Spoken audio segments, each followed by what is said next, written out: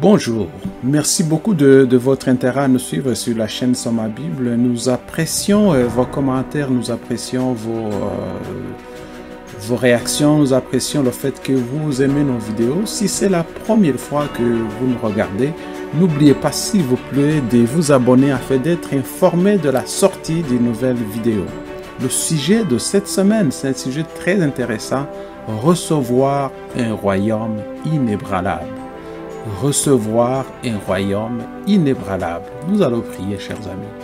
Nous allons prier. Notre Dieu Tout-Puissant, merci beaucoup pour cette leçon. Ouvre nos cœurs pour mieux la comprendre et pour mieux la recevoir. Aide-nous à la mettre en pratique. Nous te prions au nom de Jésus. Amen. Chers amis, cette semaine, nous allons étudier Hébreux chapitre 12, du verset 18 à 29. Ces versets constituent la partie la plus passionnante et la plus importante d'Hébreux. Nous allons apprendre beaucoup d'idées importantes à partir de Hébreux 12, versets 18 à 29. Ces versets nous montrent l'idée avec laquelle Paul a commencé sa lettre. Dieu a communiqué avec nous par son Fils, Nous devons donc prêter une attention particulière à Jésus. Paul veut que ses lecteurs se souviennent que Dieu a donné un royaume à Jésus. Paul utilise des images tirées de Daniel chapitre 7 pour aider ses lecteurs à comprendre cette idée. Jésus partagera son royaume avec ses disciples.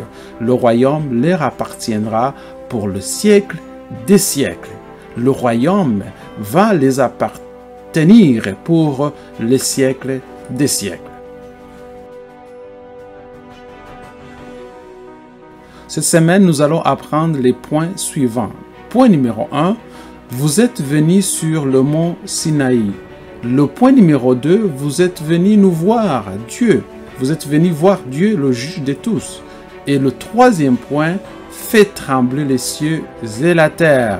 Point numéro 4, un royaume inébranlable. Et le point numéro 5, soyons reconnaissants. Soyons reconnaissants.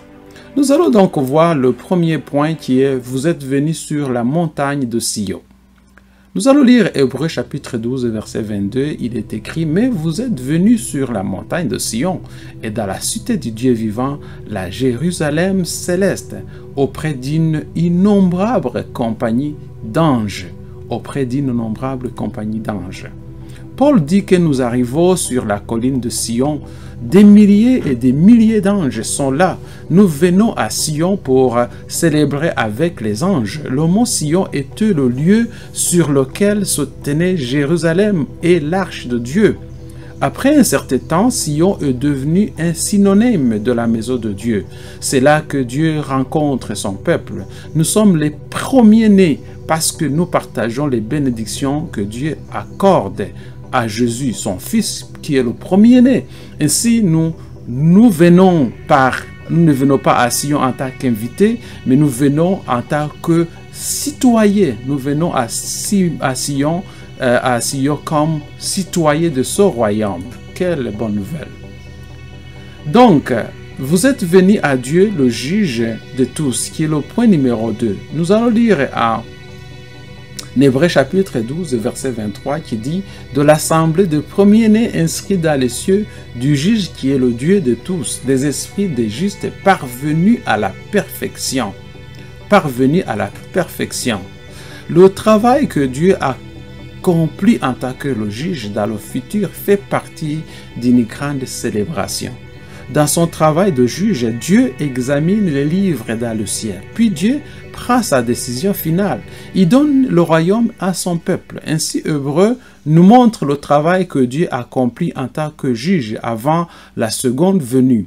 Dieu a également vu ce travail. Dans un rêve, Daniel a vu que le tribunal dans le ciel, n'est-ce pas? Il a vu le tribunal dans le ciel. Ensuite, c'est lui qui est vécu pour toujours a pris son siège en tant que juge. Dieu donc est juge.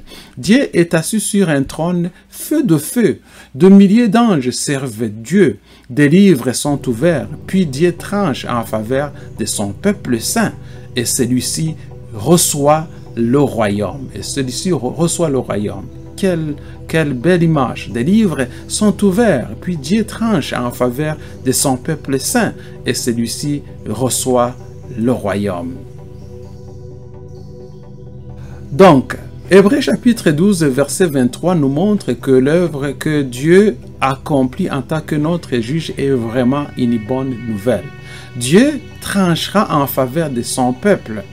Il y montrera que son peuple est innocent de toutes les fautes dont Satan l'a accusé. Cette décision montrera que Satan a perdu et que Dieu a gagné.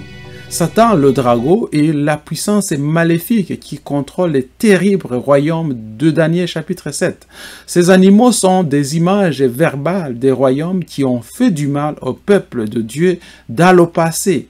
Nous lisons dans Apocalypse chapitre 13 que donc ce livre nous montre comment Satan va utiliser à nouveau les dirigeants de cette terre pour nuire au peuple de Dieu à la fin du temps.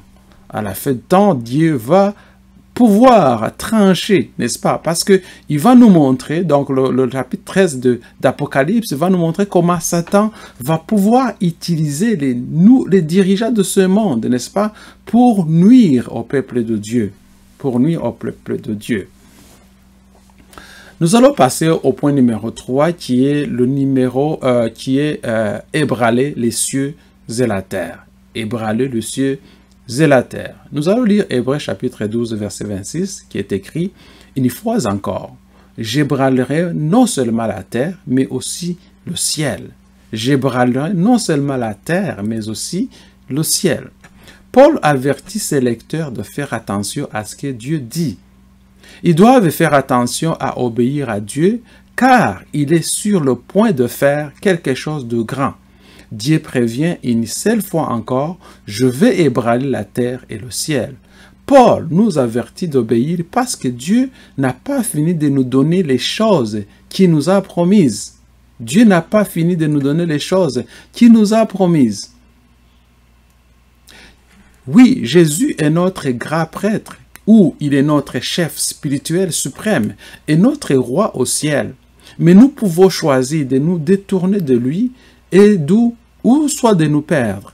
Nous devons donc lui obéir. Nous devons également être attentifs car quelque chose d'important est sur le point de se produire. Nous devons faire attention parce qu'il y a des choses importantes qui vont bientôt se produire.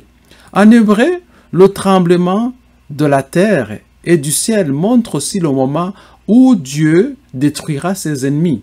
Dieu a fait cette promesse à Jésus lorsque celui-ci était assis sur son trône. Dieu a dit à Jésus, « Assis-toi à ma droite, jusqu'à ce que je mette tes ennemis sous ton pouvoir. » Dieu détruira ses ennemis pour toujours lorsqu'il secouera la terre et le ciel, lorsqu'il va secouer la terre et le ciel. Ainsi, le tremblement nous montre que Dieu détruira les humains sur cette terre qui font du mal au peuple de Dieu. Toutes ces personnes qui font du mal au peuple de Dieu, ils vont être détruits par Dieu. Dieu va également détruire ceux qui contrôlent donc ses dirigeants, Satan et ses anges. Non seulement il va détruire les mauvaises personnes, mais il va détruire aussi ceux qui les dirigent, qui est Satan et ses anges. Nous allons passer au numéro 4. Le royaume inébranlable. Le royaume inébranlable. Hébreux chapitre 12, verset 28. C'est pourquoi, recevant un royaume inébranlable, montrons notre reconnaissance en rendant à Dieu un culte qui lui soit agréable. Montrons notre reconnaissance en rendant à Dieu un culte qui lui soit agréable. Comme nous l'avons vu, Dieu annonce qu'il va ébranler la terre et le ciel. Ce mot « image » nous montre que Dieu détruira ses ennemis, mais certaines choses ne seront pas détruites. Certaines choses ne seront pas détruites. La Bible nous montre que Dieu fera de nouveaux cieux et une nouvelle terre. Ainsi, le tremblement nous montre réellement que Dieu rendra la terre propre et nouvelle à nouveau. Dieu n'enlèvera ou ne détruira pas complètement la terre, quoique d'autres ne sera pas secoué ou détruit, n'est-ce pas? Quoi d'autre ne sera pas secoué ou détruit? Le peuple de Dieu ne sera pas détruit. Donc les autres choses vont être détruites, mais le peuple de Dieu ne sera pas détruit. Le peuple de Dieu ne sera pas détruit parce qu'il a confiance en Dieu. Le Dieu qui les a créés les garde en vie lorsqu'ils les verront à la seconde venue. Paul dit aussi, nous avons un royaume qui ne peut pas être ébranlé. Dieu nous parle de ce royaume et Daniel d'ailleurs nous parle de ce royaume. Ce royaume va durer toujours. On voit ça dans Daniel chapitre 2 verset 44. Ce royaume appartient au Fils, mais Jésus le Fils partagera son royaume avec nous. Alléluia. Jésus le Fils de Dieu va partager ce royaume avec nous. Avec nous. Soyez reconnaissants, chers amis. Soyez reconnaissants, c'est le point numéro 5. Par lui, offrons sans cesse à Dieu un sacrifice de louange, c'est-à-dire le fruit de lèvres qui confesse son nom. Nous lisons en Hébreux 13, chapitre 15. Comment devrions-nous remercier Dieu pour tous ces merveilleux cadeaux? Ces merveilleux cadeaux, comment nous pouvons le faire? Comment nous pouvons les offrir à Dieu? La réponse est la suivante. Nous devons adorer Dieu d'une manière qui lui plaise. C'est de pouvoir adorer Dieu d'une manière qui va lui plaire. Les Israélites offraient des cadeaux animaux à Dieu pour lui montrer qu'ils étaient reconnaissants ou désolés. Ces animaux n'étaient que des images verbales. Ils montraient le sentiment du cœur et de ce qui les offrait. Dieu n'aimait pas vraiment les offrandes animales. Dieu voulait que son peuple soit bon, saint et qu'il lui rende grâce.